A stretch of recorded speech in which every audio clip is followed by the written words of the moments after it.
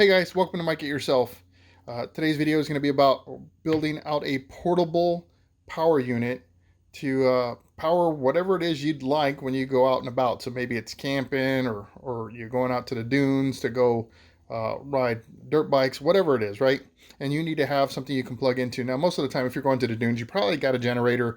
But in the cases where you have a generator and you maybe can't run it for whatever reason, so like you go camping, and at night, my goal is to use this for my CPAP machine so that way I can sleep at night and not have to run a generator and disturb all of those folks camping around me.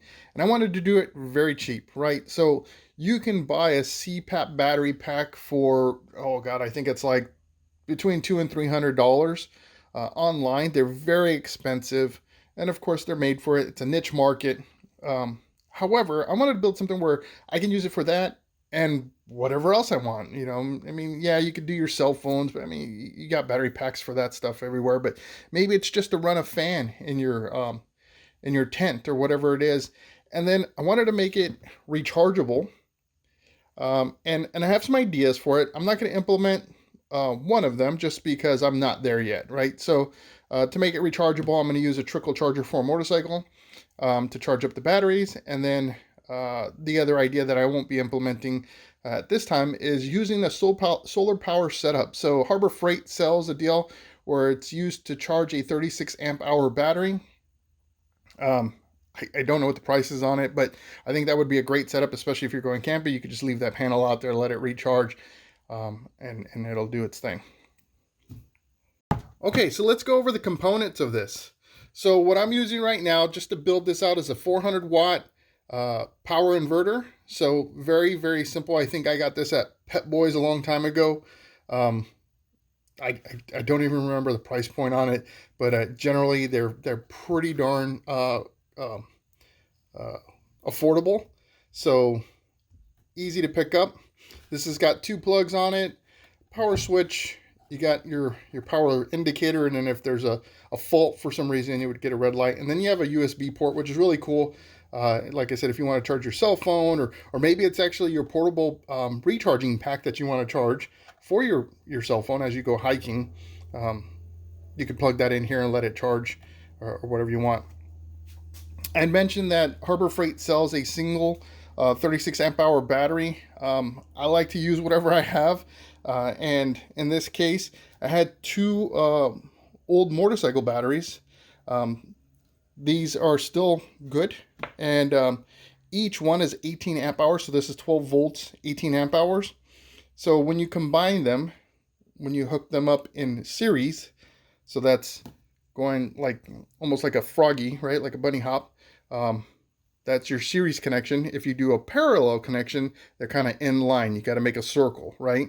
So when you hook them up in series, you add the amp hour numbers together. So they're both 18 amp hours, which 18 plus 18 gives me 36 amp hours. If you connect these in series, you don't get that. You get the 18 amp hours.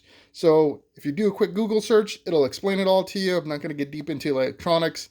There are folks that draw it out very well, and it would take forever to do in the video. So we'll keep it simple. So I've got these connected, as you can see right now, just to make it simple, just to show you. You flip that on, light's green, I've got power. I can plug in whatever I want and run it. There are calculators that you can download on your phone that'll tell you, based on what you're trying to achieve, how much battery power you need. So for my CPAP machine, it's a 90 watt device. I can get, as long as I don't run the humidifier, because anything with a heating coil in it draws a ton of power. So if I take that off of there and just use the air portion of it, the little compressor deal, then these things will last me probably through a full weekend, no problem, without having to recharge them. So that's great. I'm going to encase it in a marine battery box. These are well ventilated. They're portable, so it makes everything nice and compact. And we're going to have to figure out what we're going to do as far as making the plugs accessible.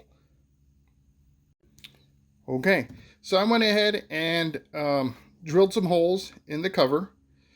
Like I said, this just, try to do this with one hand, pops out it's an empty battery box. It's made to hold a full-size battery, but you see these lips here, they're wide open. You can run harnesses through it or whatever. It's ventilation, right? So that's great. Plus you have these little ports up there, so that'll help with the lead batteries and ventilation goes. And then also for your inverter, you don't want that to be in an enclosed area where it's going to get hot, because it'll probably have a heat protection set up in there where it'll kick it off and you won't be getting what you need. Especially on this little guy. I don't know what that fan's supposed to do. I think it's supposed to cool it down, but I don't know. So what I've added here is I've added a voltage meter with a momentary push button switch. So this I pulled off from one of my other projects. I've just got to clip this and wire it all in. The point of this is I want to be able to check what my voltage is on the batteries. So push the button, it'll light up and give me the value in volts. So that way I can determine if I need to recharge or not. The other feature is a power switch. So depending on where I put things, this will be very helpful. So that way it gives me an external indicator as to whether or not the power to the unit is on. Right, so pretty simple toggle switch. I think I got those from Amazon. I got like a pack of 15 for pretty cheap. This was also, I believe, purchased through Amazon. So I'll provide those links like I always do. This deal here, this momentary switch, this actually came from the Harley Davidson project with the passive power setup. So you could probably find this switch. I'll look for it and post a familiar or a kind of similar setup. It won't be this exact one, or maybe I'll get lucky and find the exact one, but I'll put that in the links below as well. So we'll go ahead and get started in kind of cleaning things up and adding connectors to make it easier, and we'll have a finished box.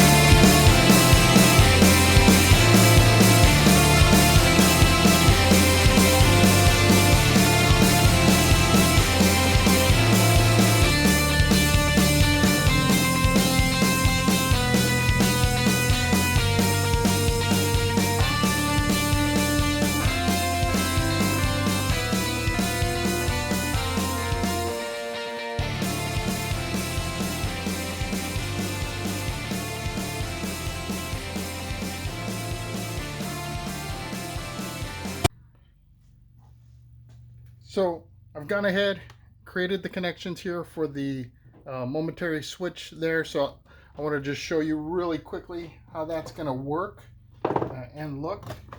With the batteries out, I can easily just do this. So this is going to be my negative and this is my positive.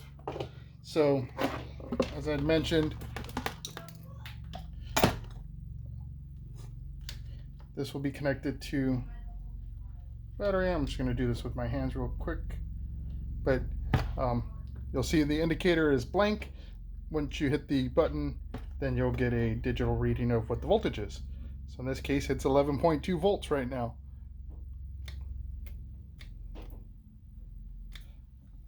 So that's all that's going to do for me. I'm going to go ahead and just put some terminations on that so I can attach it to the battery.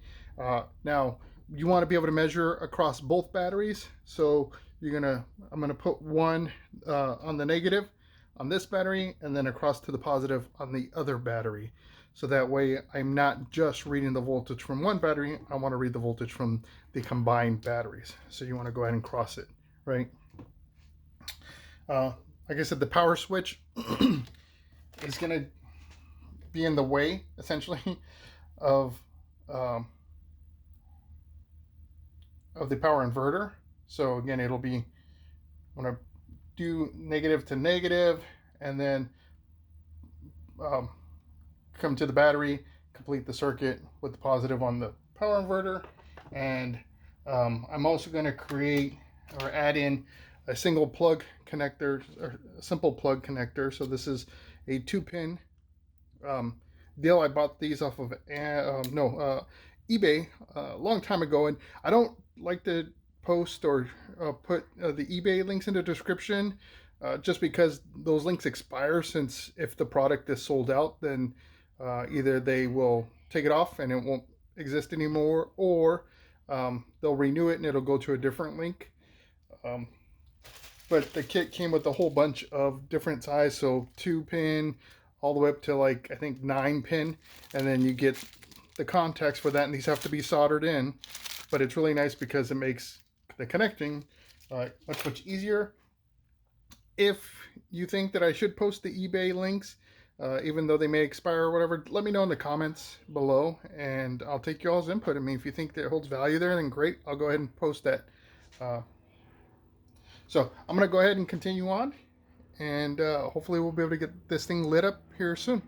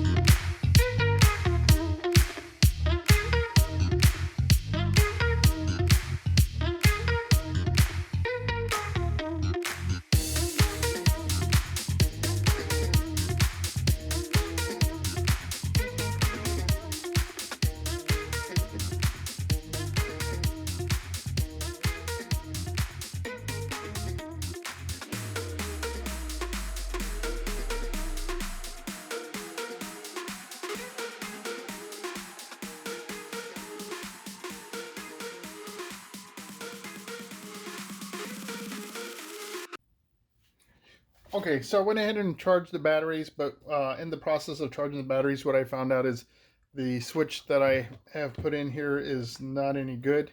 The good thing is it came in a giant pack of them, so I'm going to swap this out for another one. But to just kind of show you the working product here, like I said, I can see that I have 12.6 volts across the batteries. If I turn this on, you'll see nothing happens here. But if I turn on the external power switch,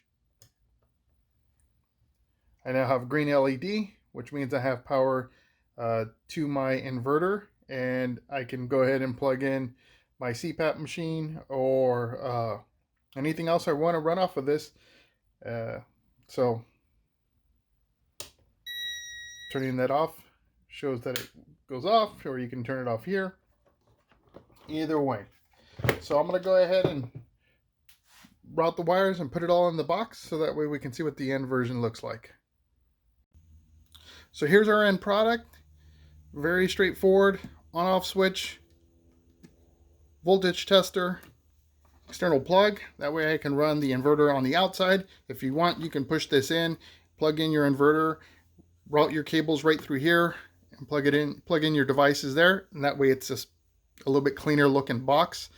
On the inside, as I mentioned, we have our 2 batteries. They're just kind of sitting in there. I'm going to run to Michael's and get some foam to help fill those gaps. That way we don't have stuff moving around, but no real big deal for me right now. As I mentioned, you can store your inverter right on the inside of the box. Close that up. Plug in your inverter. You'll see there's no LED power. It means the unit's not powered on right now. No LED light here. I flip that on. I've got power. I've got power. This thing is ready to be used. You can plug in your CPAP machine if you have that when you go camping, or if you're in a power outage situation, maybe an inflatable mattress that has that pump that automatically comes on when it detects the mattress getting low. Or lights, fans, all kinds of good stuff, right? So anything you need where you're going to be in a remote location and you necessarily don't have a generator or something like that available to you.